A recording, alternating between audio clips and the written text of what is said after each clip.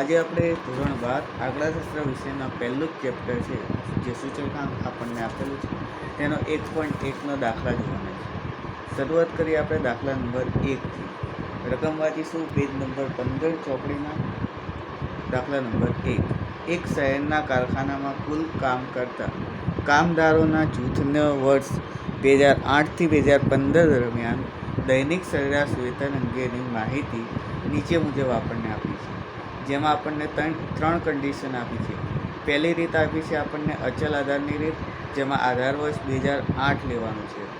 ત્યારબાદ બીજા નંબરમાં આપણને આપ્યું છે કે પરંપરિત આધારની રીત. ત્યારબાદ ત્રીજા નંબરમાં આપણને આપ્યું છે કે વર્ષ 2011 થી 2013 દરમિયાન દૈનિક સરેરાશ વેતનની સરેરાશને આધારે વર્ષના વેતન તરીકે લઈ અચલ આધારે સૂચકાંક મેળવો. એટલે સિમ્પલ જ છે, રકમ વાંચીને ગભરાવાની જરૂર નથી. આપણને 2011 થી 2013 સુધીનો સરેરાશ વેતન દર જે આપ્યું છે એનો સરવાળો કરવાનો છે અને 2011, 12 અને 13 એટલે 3 વર્ષ થયા, એટલે ભાગાકારમાં 3 લેવાના છે. એ પણ આપણે દાખલામાં જોઈ લઈશું, બરાબર. તો સ્ટાર્ટ કરીએ આપણે દાખલા નંબર 1. સૌથી પહેલાં આપણે કોષ્ટક બનાવી લેવાનું છે સિમ્પલ. જે કોષ્ટકમાં પહેલું ખાનું આપણે વર્ષનું લખીશું, ત્યારબાદ દૈનિક સરેરાશ વેતનનું લખીશું જે આપણને રકમમાં આપેલું છે. એના પછી આપણે અચલ આધારની રીતનું કોષ્ટક બનાવીશું, જેનું સૂત્ર આપણે લખીશું કે I બરાબર P1 ભાગ્યા P0 ગુણ્યા 100, બરાબર. ત્યારબાદ પરંપરિત આધારનું કોષ્ટક બનાવીશું, એટલે કે એનો એક ખાનું બનાવીશું. એનું સૂત્ર આપણે મૂકીશું કે ચાલુ વર્ષ ભાગ્યા અગાઉનું વર્ષ ગુણ્યા 100. ત્યારબાદ ત્રીજી કન્ડિશન આપી છે, જેમાં સરેરાશ વેતન દરના આધાર 297 અને 2013નો છે 313. એટલે ત્રણેયનો સરવાળો કરશું અને જેટલા ટોટલ વર્ષ હોય એટલા વડે આપણે ભાગાકાર કરવાના, બરાબર. એટલે 293 + 297 + 313 ભાગ્યા 3 સંખ્યા છે તો ભાગ્યા 3, એટલે આપણને 301 જવાબ મળશે. 100.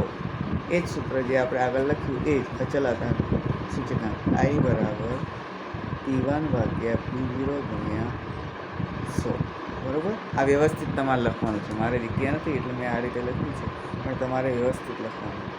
ચલો સ્ટાર્ટ કરીએ. આપણને રકમમાં સૌથી પહેલું વર્ષ આપ્યું છે 2008, જેનો દૈનિક વેતન દર આપ્યું છે આપણને 275, બરાબર. સૌથી પહેલાં રકમ લખી લઈશું, ત્યારબાદ આપણે ગણતરી આગળ વધારીશું. ત્યારબાદ 2009, એનું દૈનિક વેતન આપ્યું છે 284. એના પછી 2010, એમાં આપ્યું છે આપણને 289. 2011, 293, 2012, 297, 2013, 313, 2014, 2014માં આપણને આપ્યું છે 328, 2015 છેલ્લા વર્ષમાં આપણને આપ્યું છે 345. ચલો રકમ લખી લીધી. હવે આના આધારે આપણે દાખલાની ગણતરી કરીએ. સૌથી પહેલાં અચલ આધારની રીતે ગણતરી કરીને જવાબ મેળવીશું. તો અચલ આધારની રીતનું સૂત્ર શું છે? P1 ભાગ્યા P0 ગુણ્યા 100, બરાબર. તો અહીંયા આધાર વર્ષ આપણે કયું લેવાનું છે? 2008. 2008નો દૈનિક વેતન પણ 275 જ છે, તો અહીંયા જવાબ શું આવશે? 100 જ આવશે, બરાબર. કેમ કે 275 આપણે દૈનિક વેતન લેશું અને આધાર વર્ષ આપણે લઈશું 275 ગુણ્યા 100. તો ઉપર નીચેની સંખ્યા ઉડી જશે તો વધશે 100, બરાબર. ખ્યાલ આવ્યો? કેમ કે દૈનિક વેતન પણ સેમ છે અને આધાર વર્ષનું પણ સેમ છે. ત્યારબાદ P1 એટલે દૈનિક વેતન કેટલું છે? 2009નું 284 ભાગ્યા આધાર વર્ષ P0 એટલે આધાર વર્ષ આપણો 275. અહીંયા હું આધાર વર્ષ પણ લખી દઉં. P0 બરાબર 275, 275 ગુણ્યા 100, એટલે આપણો જવાબ આવશે 103.27, બરાબર. એ જ રીતે 2010નું જોઈએ. 289 ભાગ્યા 275 ગુણ્યા 100,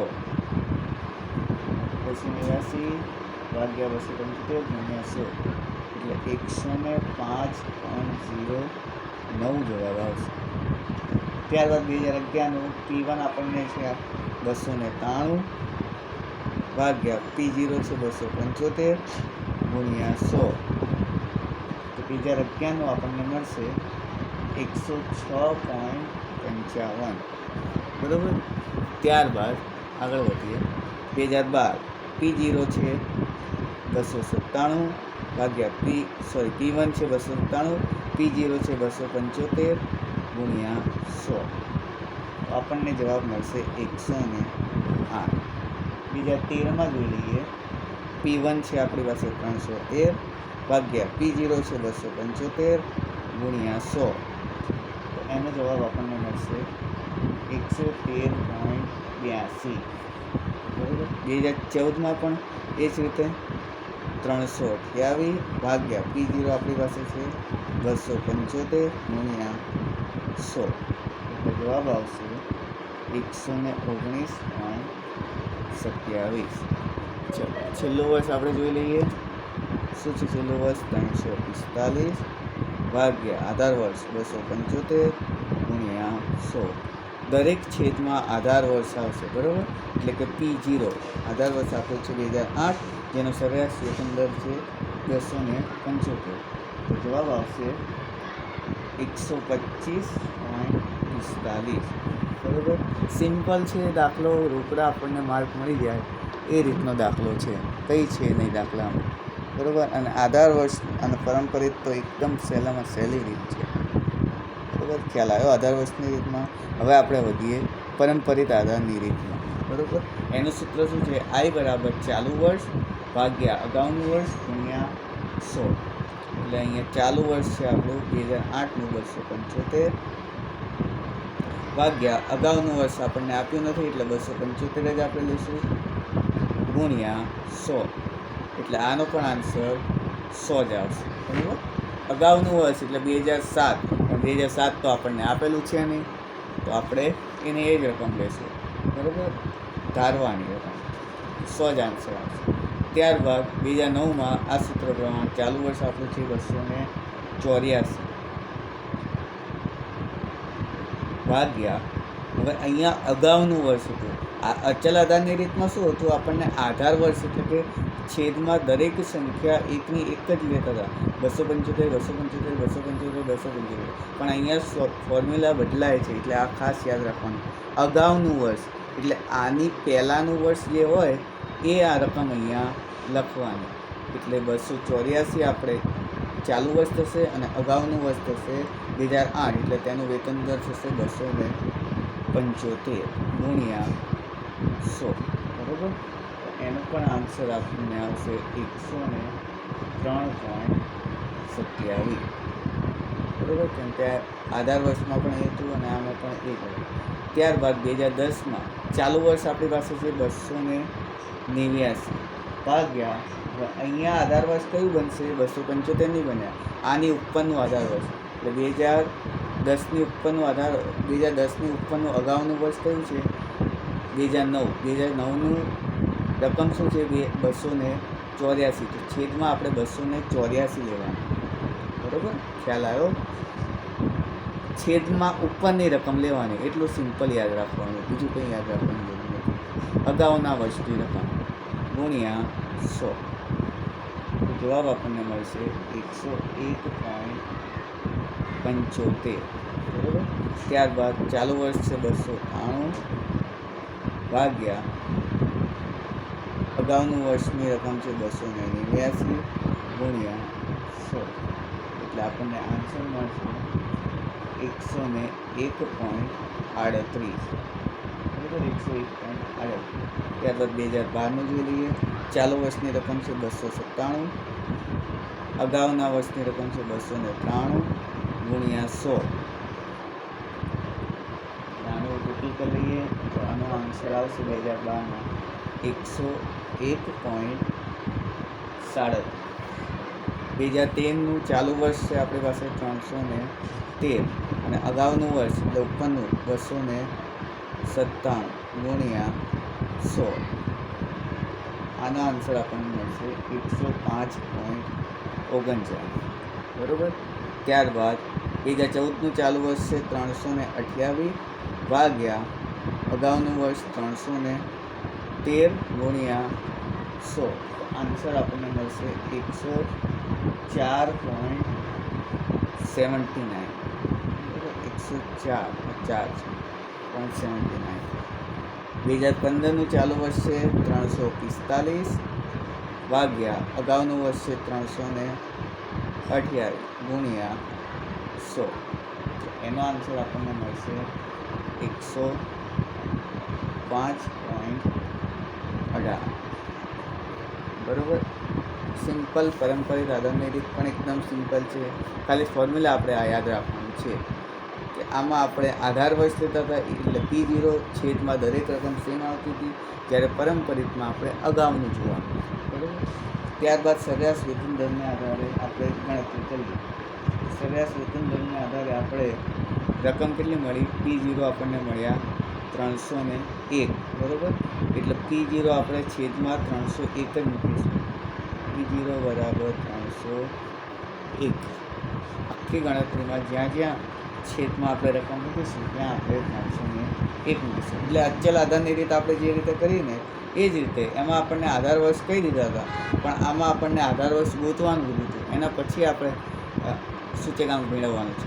બરાબર. તો આપણે આધાર વર્ષ મેળવી લીધું એટલે કે P0 મેળવી લીધું, 301 મળ્યો. ચલો ફોર્મ્યુલા મૂકીએ. એ જ ફોર્મ્યુલા P1 ભાગ્યા P0 ગુણ્યા 100. તો અહીંયા શું થશે? 275. હવે ઘણા લોકો અહીંયા 100 આવ્યા, અહીંયા 100 આવ્યા એટલે ડાયરેક્ટ અહીંયા બી 100 મૂકી દે, પણ અહીંયા એ રીતે કરવાનું નથી. અહીંયા છેદમાં 301 મૂકવાના છે. બરાબર. ભાગ્યા 301 ગુણ્યા 100. એટલે આનો આન્સર આપણને મળશે 91.35. ત્યારબાદ બીજી સંખ્યા P1 આપણી પાસે છે 284. એટલે સરેરાશ વેતનનો દર 284 ભાગ્યા ફરીથી છેદમાં 301 જ મૂકવાના. દરેક રકમમાં 301 જ છેદમાં મૂકવાના P0ની જગ્યાએ. બરાબર. ગુણ્યા 100. એટલે જવાબ આપણને મળશે 94.35 અથવા 36ની આસપાસ. બરાબર. ત્યારબાદ 2010નું જોઈએ. P1 છે 289 ગુણ્યા 100 અને છેદમાં 301. એટલે 2010નો આપણને આન્સર મળશે 96.01. ત્યારબાદ 2011નો P1 છે આપણી પાસે 203 ભાગ્યા P0 છે 301 ગુણ્યા 100. 2011નો આન્સર આપણને મળશે 97.34. ત્યારબાદ 2012નું આપણને P1 છે 297 ભાગ્યા 301 ગુણ્યા 100.